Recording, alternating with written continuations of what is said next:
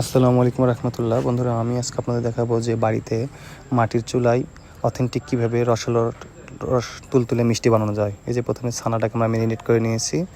Marinate করে নেওয়ার পরে সেটাকে গোল গোল করে ডো সিস্টেমে একটা সুন্দর কাপড়ের উপরে রেখে দিচ্ছি এবং এখান থেকে আস্তে আস্তে রেখে দিয়ে এটা বেশি করে ড্রো তৈরি করতে হবে।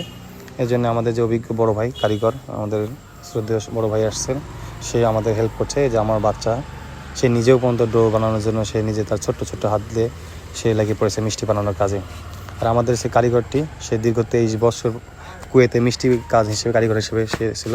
আমাদের ছোটো ভাইয়েরা মিলে, বাসার সবাই মিলে আর কি, নিজে নিজে হাতে দিয়ে তারা ড্রো বানাচ্ছে মিষ্টির জন্য।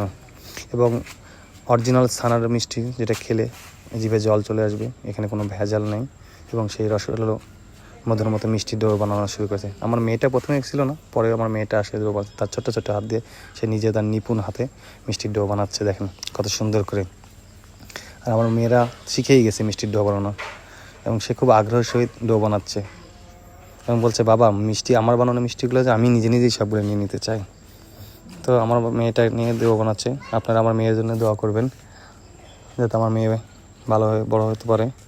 এবং আবদুল্লাহ, সে দেখেন তার ছোট্ট, আমার ছেলে অসুস্থ থাকার পরেও সত্ত্বেও সে মিষ্টি বানাচ্ছে। বাবুর রাত থেকে অনেক জ্বর ছিল, তারপরে বাবু তার নিজের ছোটো ছোটো হাতে ডো বানাচ্ছে। দুই ভাই বোন মিলে অনেক সুন্দর করে, অনেক ধৈর্য সহকারে মিষ্টি বানাচ্ছিল তারা। আর তারা বারবার বলছিল, বাবা কখন মিষ্টিটা আমরা কড়াইতে ছেড়ে দিব, রসে ছেড়ে দিব, এবার আগুন দিয়ে জাল করব।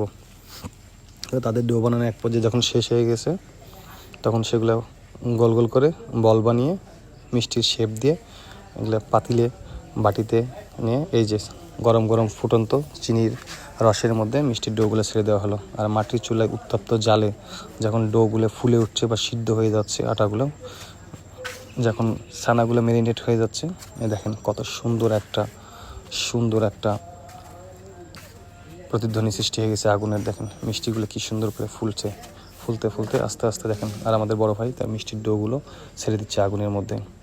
একটা পর্যায়ে যখন দেওয়া শেষ হয়, তখন আমার ছেলে লিবানো তার হাতে বানানো মিষ্টিগুলো ছেড়ে দিচ্ছে সেই উত্তপ্ত জালে কড়াইয়ের মধ্যে। দেখেন তার দেওয়া চ্যাঙ্গা দেওয়া কেমন। সে অনেক ভয় করছিল, দিতে পারছে না, তারপরে সে দেওয়ার চেষ্টা করছে।